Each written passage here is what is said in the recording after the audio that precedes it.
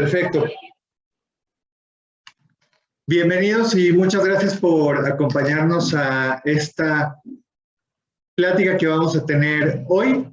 Vamos a estar revisando brevemente un tema que creo que es muy interesante y muy relevante para todos, que es el tema del nuevo régimen simplificado de confianza.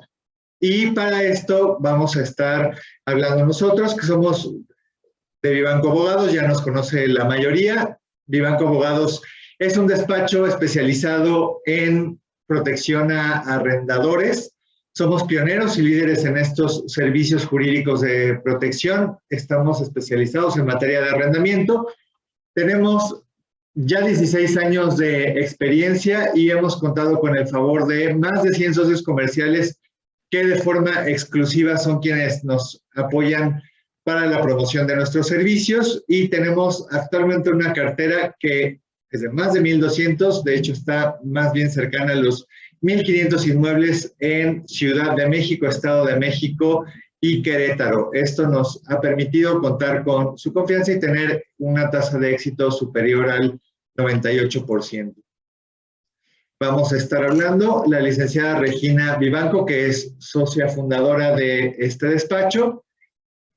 Yo que voy a fungir como moderador de nuestra plática, y también vamos a tener, denme un segundito, contamos con la presencia de la licenciada Andrea Cortés Peña, a quien voy a presentar brevemente. Ella es licenciada egresada de la Universidad Nacional Autónoma de México, cuenta con una maestría en finanzas, así como varios diplomados en impuestos. Tiene una experiencia de más de 20 años trabajando para diversas empresas como Procter & Gamble, GMAC Trade Finance, Laboratorios Abbott, en áreas de finanzas, análisis de costos, impuestos, etc. Es socia fundadora del despacho Cortés Peña y Asociados, donde actualmente colabora con empresarios de diferentes sectores en temas tanto contables como fiscales. Es miembro actual activo de la Red BNI en la región Roma, en el capítulo SACB. Para ella es muy importante y satisfactorio, como nos lo menciona, participar en el crecimiento de los negocios de sus clientes, ya que se siente comprometida con el éxito de cada uno de ellos. Y uno de sus valores fundamentales es la sinergia. Ella lo resume en una frase diciendo: juntos somos más fuertes y llegamos más lejos. La licenciada Andrea Cortés es quien nos estará acompañando y quien nos apoyará para darle claridad a este nuevo régimen que a todos nos tiene muy preocupados, muy ocupados, pero también ilusionados porque aparentemente es algo que nos va a facilitar la vida. Así que, sin más, vamos a comenzar a hablar de este tema. Le voy a pedir a Andrea que por favor nos platique brevemente acerca de este nuevo régimen y que nos dé pues el panorama general y cómo desde el punto de vista del arrendador cambia y afecta a su situación fiscal. Bueno, pues les comentaba que para mí esta es una invitación muy... perfecto, gracias. Bueno, para mí esta es una invitación muy interesante, muy importante, porque les decía que el tema fiscal va tomando mayor relevancia, no únicamente en México, sino a nivel mundial. Y esto es porque diferentes organismos internacionales están recomendando a todos sus gobiernos, de los cuales los países son parte, pues el fortalecer todas las finanzas públicas del Estado a través de la recaudación. Y esto no empezó ayer, empezó hace por lo menos 15 años. Y es por eso que hoy en México lo que tenemos es que, bueno, se ha ido fortaleciendo todo el sistema que tiene la Hacienda Pública en México, pues para poder realizar la vigilancia en todos sus sistemas de recaudación. De ahí que hoy tengamos diferentes convenios que tiene la Hacienda Pública, tanto con tesorerías de los estados, con bancos, con gobiernos internacionales como los bancos de Estados Unidos, por ejemplo, los notarios públicos, para obtener mayor información de diferentes operaciones que los contribuyentes vamos realizando, ¿no? Entonces, cada vez tiene más ojos, y esto es muy importante porque en México, y hablando concretamente del tema que nos aboca, que es el arrendamiento, durante mucho tiempo hemos acostumbrado, y lo voy a señalar así, acostumbrado, lo que no significa que sea legal, hemos acostumbrado a no presentar declaraciones de impuestos por el tema de arrendamiento, y mucho más cuando estamos hablando de que a lo mejor solo tenemos un local comercial o rentamos para casa habitación para complementar el gasto de las familias, ¿no? Entonces es algo que no se había acostumbrado, que no se acostumbra, y tampoco existía la vigilancia para que la Hacienda Pública lo detectara y nos invitara a cumplir con nuestras obligaciones. El día de hoy no es la misma situación. Existe mucho más vigilancia, efectivamente, la autoridad es avisada de diferentes operaciones que realizamos, y entonces es muy importante para poder cuidarnos, cuidar nuestro patrimonio, cuidar a los nuestros, pues tomar las mejores decisiones en cuanto a impuestos por este concepto se refiere. Entonces, bueno, aquí Humberto, como un muy buen abogado, ya va al grano y dice, hablemos ya del reciclo. Y bueno, propiamente esta figura fiscal aparece para este año 2022 con la reforma fiscal publicada para este año. Entonces es un régimen muy interesante, a primera vista parece un régimen muy sencillo, pero adecuadamente, si lo comprendemos adecuadamente, creo que puede ser muy fácil para todos nosotros. Sí, entonces, bueno, vamos a comenzar platicando un poquito más sobre el arrendamiento. Originalmente, en el régimen fiscal del arrendamiento en México, tenemos el régimen del arrendamiento, que antes nos ofrecía dos opciones. Vamos a ir a una lámina, por favor.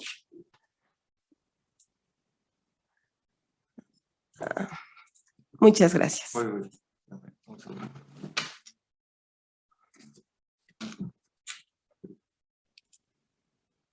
Muchas gracias. Bueno, pues les decía que en el arrendamiento, del lado del, bueno, tenemos de un lado el régimen de arrendamiento que yo llamo tradicional y del otro el reciclo. Vamos a empezar platicando un poquito del régimen de arrendamiento tradicional. Este es el régimen que nos ha estado rigiendo por todos los últimos años y básicamente nos daba dos opciones. En la primera opción nos permitía hacer el cálculo del impuesto sobre los ingresos menos todas las deducciones en las que incurríamos por realizar la actividad. Propiamente todo lo relacionado con mantenimiento del inmueble, mejoras. Y entonces nos permitía aplicar todos los comprobantes fiscales deducibles que tengamos. Hablando del arrendamiento, aquí hay un tema muy interesante porque, a diferencia de otras actividades, es mucho más difícil obtener un comprobante fiscalmente deducible que en otras actividades, porque cuando estoy arreglando mi inmueble para poder rentarlo, pues solicito los servicios de un albañil. Muy difícilmente un albañil me va a dar un comprobante fiscal deducible. Hay quien lo da, pero es muy, muy extraño. También voy a necesitar el apoyo de un plomero, el apoyo de un herrero, posiblemente de un cerrajero, y tampoco por ahí voy a tener ese comprobante fiscal deducible que necesitaría para bajar mi base del impuesto. Entonces, dentro de esta opción, si no tengo comprobantes fiscales que permitan la deducción, pues entonces todo el ingreso se convierte en base gravable como si fuera una utilidad. Y por lo general, dentro de esta opción, únicamente los arrendadores que tenían muy bien amarradas todas sus deducciones por la parte fiscal, pues se encontraban tributando. La opción 2 es una opción que nos permite manejar algo que es un concepto que es la deducción ciega. Nos permite deducir la deducción ciega. La deducción ciega es una deducción que nos permite hacer la Hacienda Pública sin que tengamos ningún comprobante fiscal, ¿no? Entonces, aquí asumía la Hacienda Pública que por esta actividad un 35% del ingreso cobrado se estaba llevando en gastos para mantenimiento del inmueble. Entonces, sin tener que tener ninguno, nos permitía hacer una deducción directa sobre la base del ingreso y poder hacer el cálculo del impuesto. En nuestra experiencia del despacho, la mayoría del arrendador se encuentra dentro de esta opción 2, ¿no? ¿Por qué? Porque puedes tener tu deducción sin estar persiguiendo o buscando un proveedor específico que te pueda generar un CFDI deducible. Teníamos también la obligación entonces de presentar, bueno, de emitir los comprobantes fiscales digitales por el arrendamiento. También tenemos la obligación de presentar declaraciones mensuales provisionales y también nos da otra opción para los arrendadores que somos muy chiquitos. ¿Cuál es? Nos permite presentar declaraciones provisionales de manera trimestral. ¿Quiénes pueden caber aquí? Pues todos aquellos que están teniendo al mes no más de 26,411.52, estamos hablando en el trimestre 79,000 pesos en promedio. Entonces, permite presentar únicamente pagos provisionales por impuestos sobre la renta de manera trimestral y la obligación de presentar la declaración anual al cierre del ejercicio a más tardar el 30 de abril del año siguiente. Bueno, este es el marco en el que nos hemos estado moviendo durante todos estos años. Después tenemos aquí del lado izquierdo el RECICO en el tema de arrendamiento, que es el régimen fiscal nuevo. Bueno, primero es importante entender que no todos pueden ser RECICO. Adelante vamos a revisar quiénes sí pueden serlo. Bueno, pero aquellos que sí puedan serlo, en RECICO en arrendamiento, bueno, no van a tener un ingreso mayor a 3,5 millones al año, y para el año 2022 tenemos que comparar los ingresos que tenemos con el año 2019.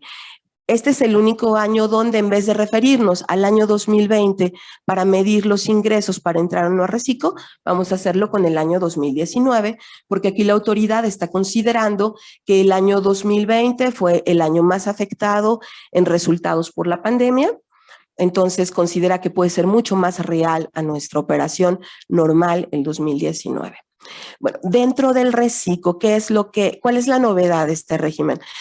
El impuesto sobre la renta, la novedad de este régimen es que no me obliga a tener ninguna deducción fiscal comprobable, sino que lo que va a hacer es que me va a aplicar un porcentaje fijo sobre los ingresos que manejo, y ese es un porcentaje fijo que yo voy a pagar y listo. Entonces, voy a presentar declaraciones provisionales mensuales con ese porcentaje. Algo que es muy atractivo de este régimen es que ese porcentaje va del 1 al 2,5%. ¿no? Entonces, estamos hablando realmente de un ahorro significativo contra el arrendamiento tradicional. Y bueno, también me obliga a emitir mis comprobantes fiscales digitales y a presentar mi declaración anual al cierre del ejercicio en el mes de abril del siguiente año. Entonces vamos a ver quiénes podemos entrar como RECICO en nuestra siguiente lámina. Perdón, primero este ejemplo. A ver, este ejemplo lo quisimos poner en pesos y centavos porque siempre es más claro para los contribuyentes decir, bueno, ¿y cuánto voy a pagar, contadora? Este ejemplo está hecho con una renta de 20,000 pesos mensuales. Del lado izquierdo tenemos un ISR de 200 pesos que correspondería al RECICO, y del otro lado tenemos un impuesto sobre la renta de 1,349 que correspondería al régimen tradicional a través de la deducción ciega, que es la más popular. Entonces, como pueden ver, pues estamos diciendo, bueno, tendría un ahorro mensual de 1,149 pesos, bueno, pues que ya me alcanza para ir al cine. Y ahora, ¿quién puede ser RECICO? Porque como que sí se va antojando, ¿verdad?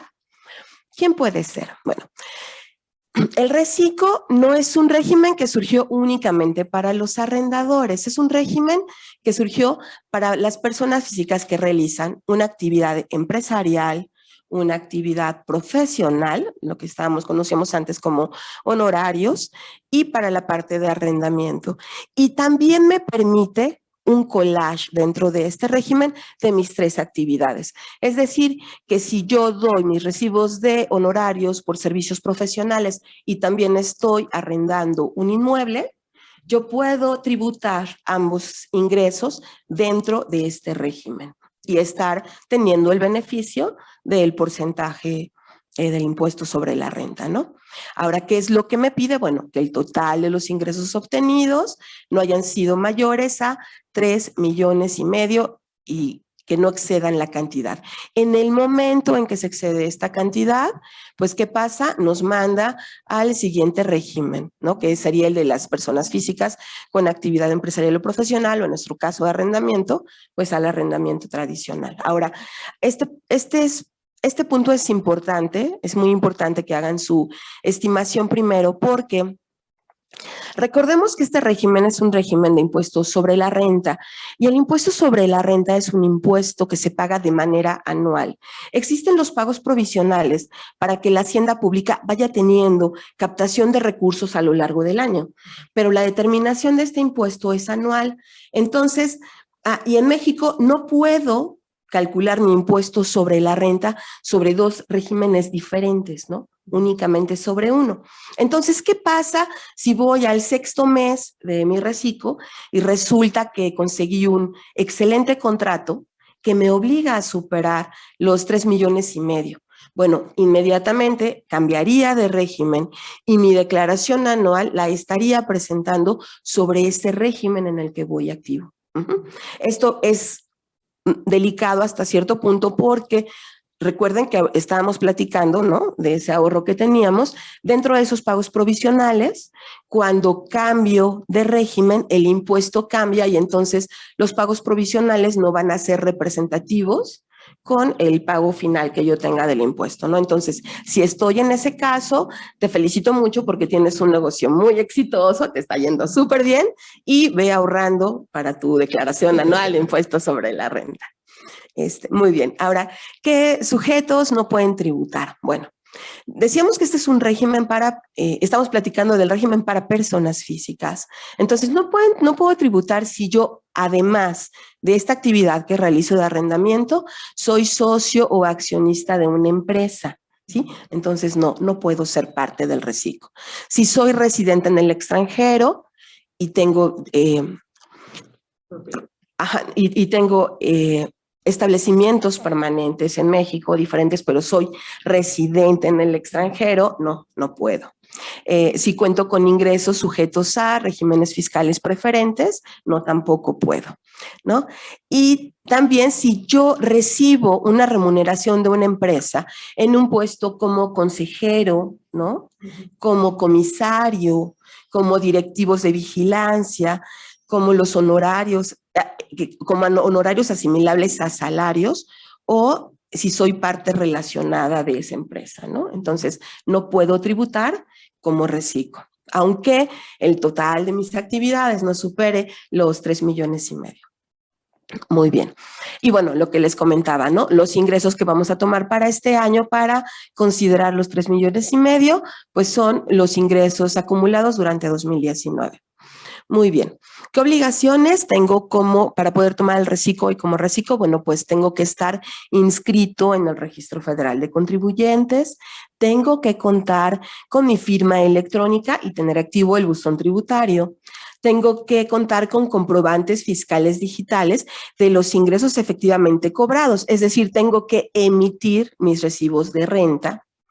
Tengo que obtener y conservar los comprobantes fiscales digitales de los gastos e inversiones. Este punto es muy interesante porque aun cuando no me obliga para la deducción a tener el comprobante del gasto, sí la autoridad me invita a que yo realice todos los gastos en los que incurro solicitando, como la ley me lo exige, un comprobante fiscal, ¿no? Y esto es para que toda la economía vaya entrando a la parte de la formalidad.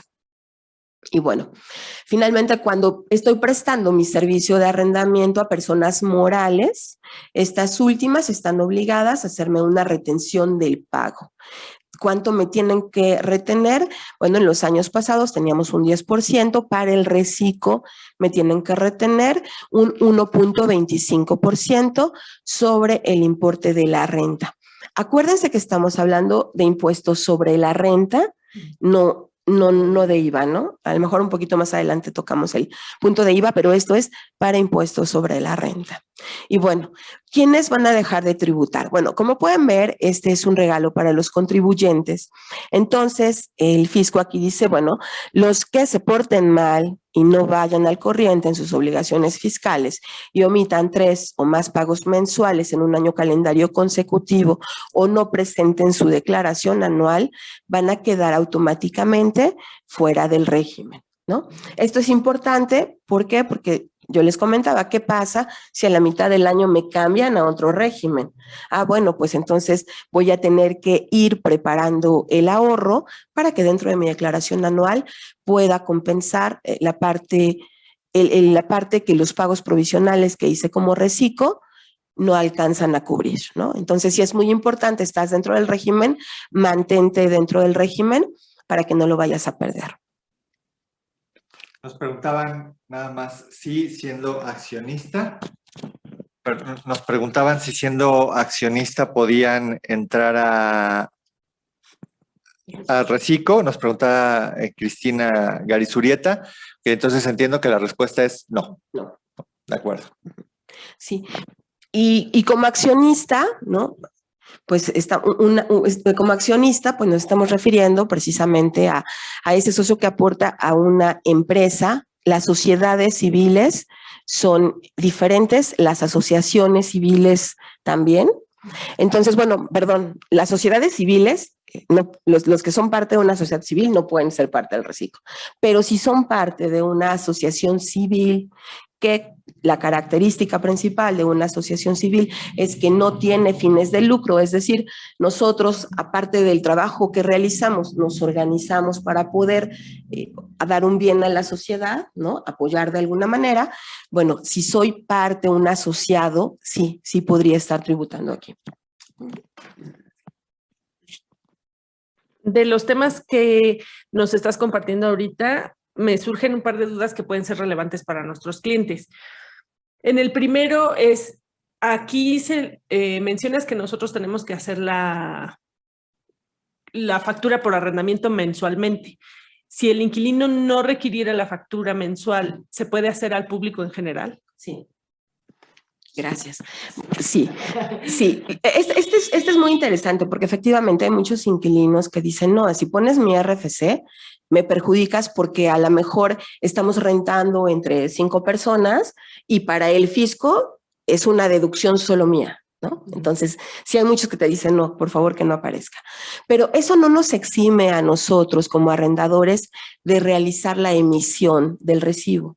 Como si tengo que emitirla, como si estoy obligado a emitirla, si mi inquilino no me está dando su RFC, pero yo estoy obligado, puedo utilizar entonces el del público en general. ¿Por qué?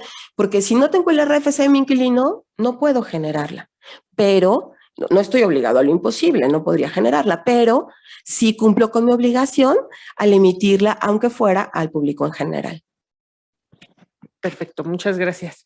También del tema de retenciones de ISR, la modificación que hubo gracias a este nuevo régimen fiscal y a la gente que pueda acceder a él, es que como persona física que le renta a una empresa, por ejemplo, una oficina que se da mucho en nuestros casos, que es una casa que se ocupa para oficinas. El propietario es una persona física, una señora, le renta a una persona moral en 50,000 pesos y cuando emite la factura masiva menos retenciones, le llegan a su cuenta 46,500 pesos.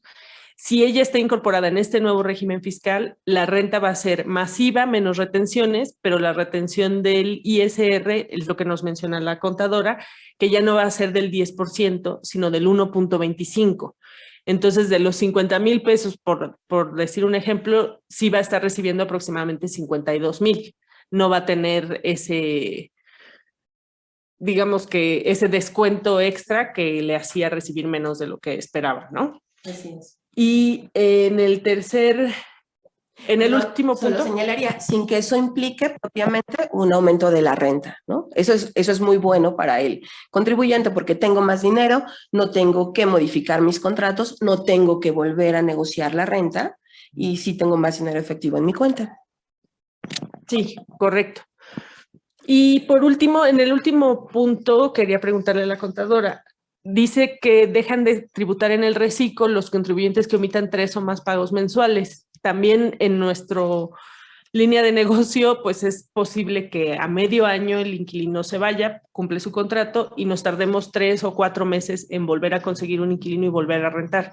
En este caso, ¿nos cambiarían al régimen tradicional si tenemos ese problema? No, no, cuando la autoridad se refiere a omitir los 3 pagos mensuales, se refiere a dejar de cumplir con nuestras obligaciones, ¿no? Que sería presentar mi declaración. La declaración que presento refleja los ingresos que tuve en el mes, de tal manera que cuando no tengo inquilino, presento esa declaración con ingreso 0, porque no lo tuve y sigo cumpliendo con mi obligación. A ver, voy a aprovechar ahorita la pausa para leerte unas preguntas que nos están haciendo. Sí.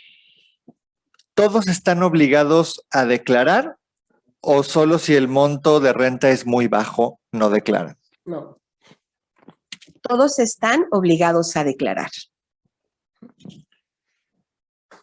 Bueno, el otro es, si soy una persona asalariada, ¿puedo entrar en el régimen?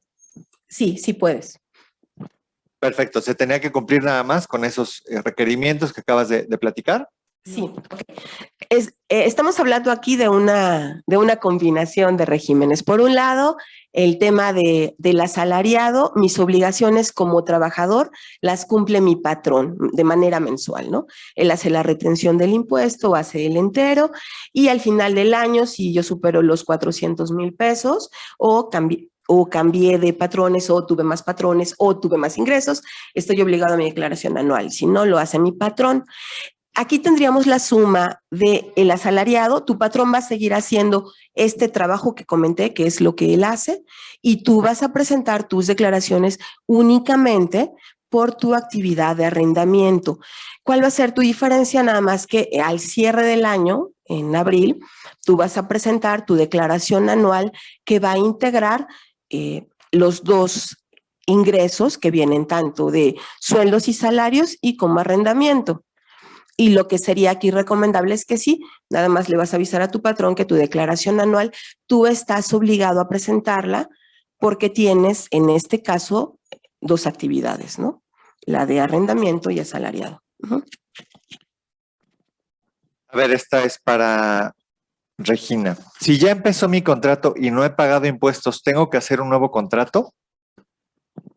No, todos los contratos de arrendamiento implican que se están cumpliendo con las obligaciones fiscales. Ahí nada más sería acercarse a la contadora y hacer una regularización de los impuestos pasados que no se hayan reportado y que no se hayan pagado y poder presentar una declaración anual completa. Pero en el contrato de arrendamiento está establecido que cada persona es responsable del pago de sus obligaciones fiscales.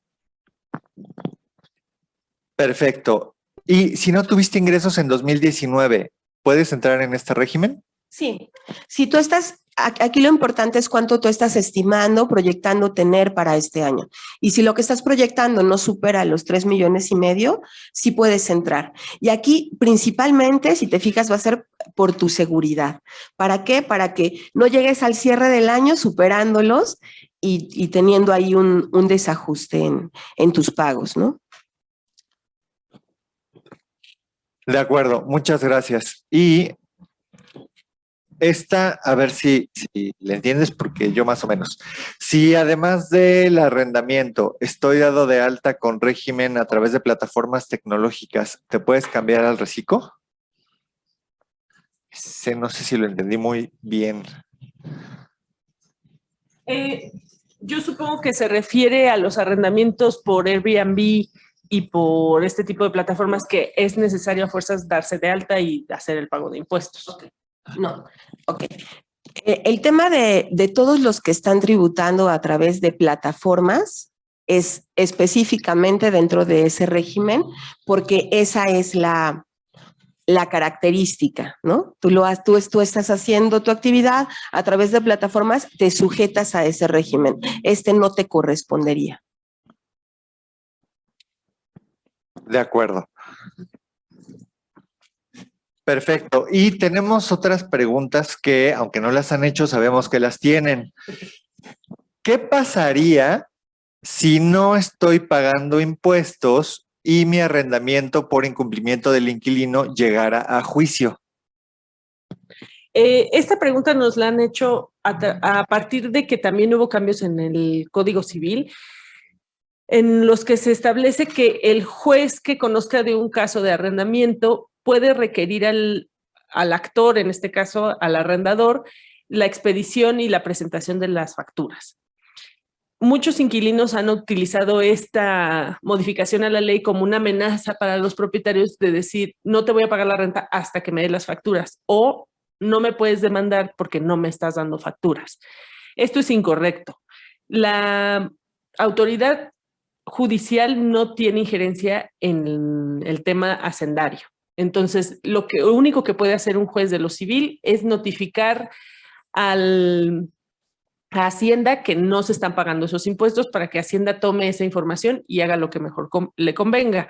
Entonces, tanto el inquilino como el arrendador deben de cumplir con sus obligaciones derivadas del contrato de arrendamiento, que son obligaciones civiles, que no están supeditadas al pago de impuestos, simplemente están al cumplimiento del contrato que ambas partes se obligaron. El juez recibe la demanda, recibe nuestras prestaciones, que es lo que nosotros estamos demandando al inquilino y en su caso a su fiador, y también recibe la contestación de parte del inquilino, en donde seguramente nos van a decir, no pagué la renta porque no me dieron las facturas. El juez toma en cuenta esa contestación, pero continúa con el juicio. Solamente hasta que llegue la sentencia es cuando el juez puede llegar a decir, entonces el inquilino está condenado a pagarte todas estas rentas y tú como arrendador estás condenado a presentar las facturas en 3 días hábiles. Si nosotros como arrendadores no presentamos esas facturas, el juez también toma nota de eso y dice se dará aviso a la autoridad fiscal competente que no se presentaron las facturas solicitadas. Punto. Ya si el juez presenta el aviso, si el SAT lo toma, si con base en esa determinación judicial se manda a hacer una auditoría, ya es otra historia.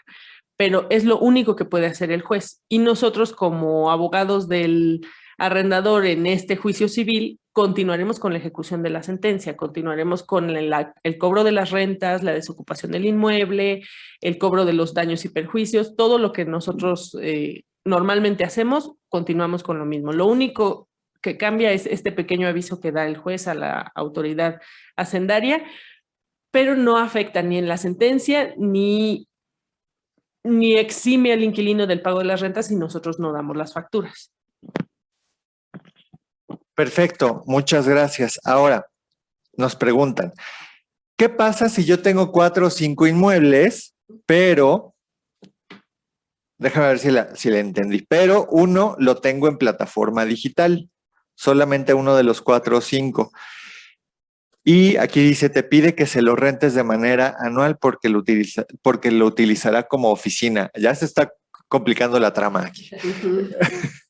Sí, bueno, pues entonces, en ese caso, si vas a rentarlo por un año, dejarías de estarlo rentando a través de la plataforma digital porque deja de cumplir esas necesidades, ¿no? Que es un arrendamiento continuo a diferentes inquilinos. En este caso vas a tener uno. Lo que te convendría sería terminar esa actividad, darla de baja y entrar como reciclo en la parte de arrendamiento, porque ahora sí vas a tener un inquilino durante todo ese año. De acuerdo. Otra pregunta que nos hacen es, ¿qué rentas son las que generan IVA? Ok. Esta es una pregunta muy interesante y aquí voy a aprovechar para aclarar una parte que siempre me gusta tocar. A ver, el tema de los impuestos de un contribuyente o una persona física es como un collage. Dependiendo de lo que hagamos, son los impuestos que estamos obligados a pagar. Entonces, cuando estamos hablando del arrendamiento de una casa habitación que no está amueblada, esto me va a exentar del impuesto del IVA, del impuesto al valor agregado. Pero cuando estamos hablando de que voy a rentar un inmueble que va a tener un uso comercial, cuando estamos hablando de una casa habitación amueblada, esto automáticamente genera que la persona que va a rentar mi inmueble tenga que hacerme el pago de IVA.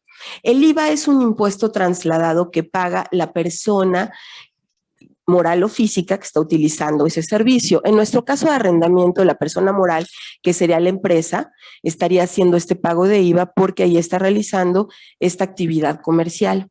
Y entonces, este IVA que nos pagan, esto es muy importante, no es un dinero que le pertenezca al arrendador, es un impuesto trasladado que la autoridad ha decidido que tú como arrendador recopilas, te lo paga la empresa y tú lo tomas y se lo pagas al fisco tal cual. De ahí, la siguiente recomendación: el IVA que te pagan, apártalo, porque no es tuyo y seguramente al llegar tu declaración provisional tendrás que hacer el pago de él o de una parte importante de él. Ahora, la Hacienda Pública dice, bueno, los arrendadores, personas físicas, pues se gastan a veces el IVA y tenemos un tema cuando llegue el momento de pagárselo al fisco. Entonces, le voy a pedir a las empresas que están utilizando sus inmuebles que les retengan 2/3 partes de ese IVA, ¿no? Que es un 10.66-67%. Entonces, la empresa está obligada a hacer la retención. Y nuestro comprobante fiscal que emitimos debe presentar esa retención porque es el comprobante fiscal que tenemos ante el SAT de que la empresa ya lo hizo por nuestra cuenta, que nosotros no tenemos ese dinero. Eso es muy importante, ¿sí? Si no, el SAT va a pretender que le pagamos el 100% y no lo recibimos. Entonces, ¿dónde lo soporto? Pues en mi comprobante fiscal va esa retención que va a implicar esas 2/3 partes, ¿no? Y lo mismo pasa pues con el arrendamiento de casa habitación, pero que es amueblada. Muy bien, a ver. Miguel nos pregunta, ¿qué sanción pone el SAT o Hacienda por no cumplir con la obligación de hacer las declaraciones? Muchas gracias.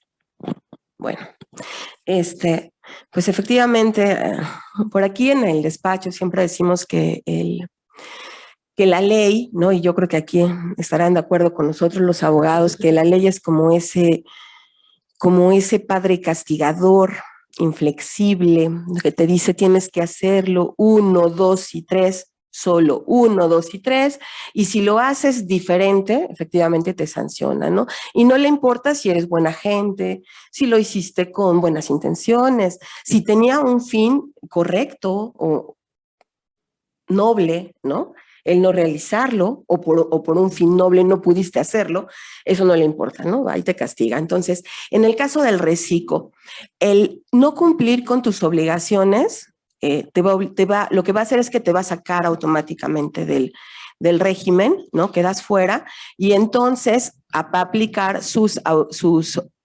facultades, ¿no? De revisión y de multa sobre el régimen que el fisco considera que te corresponde, ¿no? Lo más seguro es que te manda el tradicional y si tienes suerte te dejará tomar tu deducción ciega, ¿no?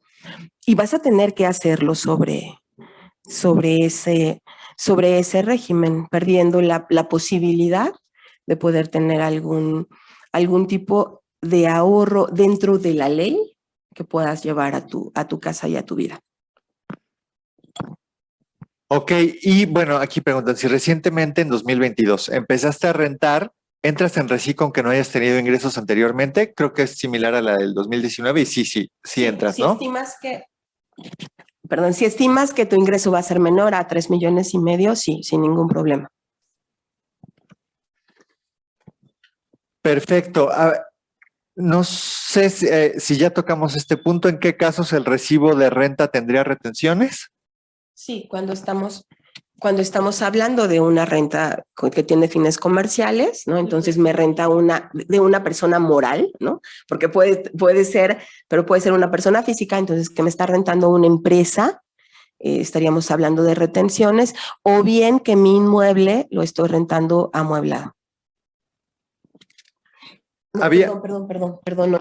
Las retenciones únicamente cuando estamos hablando de que le rento a una empresa. Gracias. ok.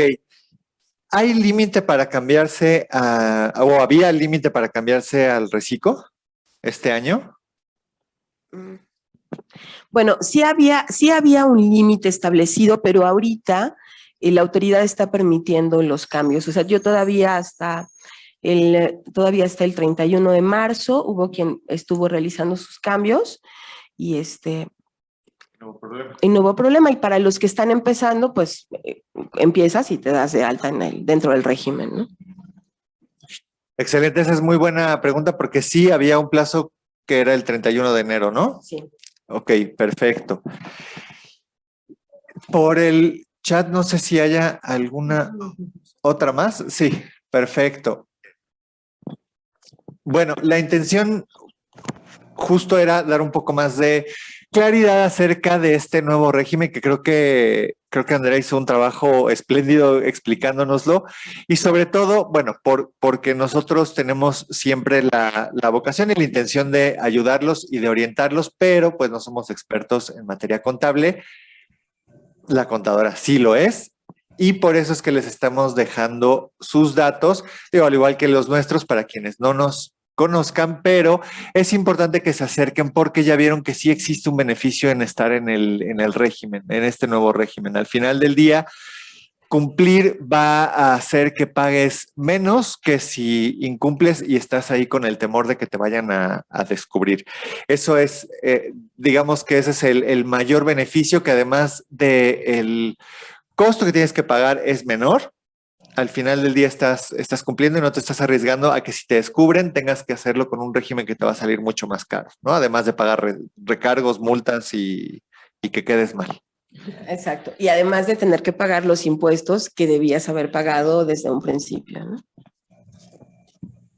Sí, por supuesto. Ya también platicábamos sobre que no hay un límite inferior, porque la realidad es que muchas veces nos preguntan, bueno, pero mi renta es de 8,000 pesos o de 7,000 pesos. Esa ni se va a dar cuenta Hacienda.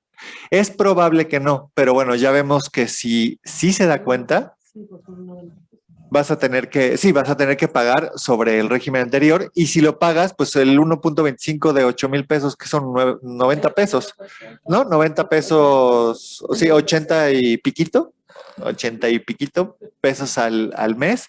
Al final no termina siendo algo tan oneroso que realmente nos afecte tanto el bolsillo como el no cumplir y entonces tenerlo que pagar con el régimen anterior. Regina, ¿quieres agregar algo más? No, nada más que bueno, ustedes ya lo saben, toda la gente que tengan contratos ya con nosotros, estamos al pendiente por si tienen alguna duda adicional. Y para la gente que vaya a contratar nuevos arrendamientos, no hay cambios básicamente en el contrato de arrendamiento, es el mismo texto, nada más esto es parte complementaria, pero muy importante del trabajo que nosotros hacemos y de la oferta que damos como Vivanco Abogados, que siempre tenemos a los mejores asesores para que les den toda la información correspondiente y que no se sientan amenazados o no se los chamaquen otras empresas que les ofrezcan con nosotros hasta tus impuestos están pagados, ¿no? Esto es una obligación de cada persona, pero nosotros estamos de la mano con ustedes para lo que se les ofrezca. Exacto, reiterarles que ahí están nuestros datos de contacto, ampliamente recomendable, Andrea, porque bueno, pues trabajamos con ella y si no, no le estaríamos recomendando. Es una experta en este tema y la realidad es que sí nos ha ayudado a dar mucha claridad sobre este nuevo régimen y cuáles son las obligaciones como arrendadores, y es algo que necesitábamos compartir con todos ustedes. Pues muchas gracias a todos los que estuvieron compartiendo estos minutos con nosotros. Muchas gracias a ustedes por la invitación y quedamos a sus órdenes para cualquier duda, asesoría que tengan. Con mucho gusto. Ahí están nuestros datos de contacto y hasta pronto.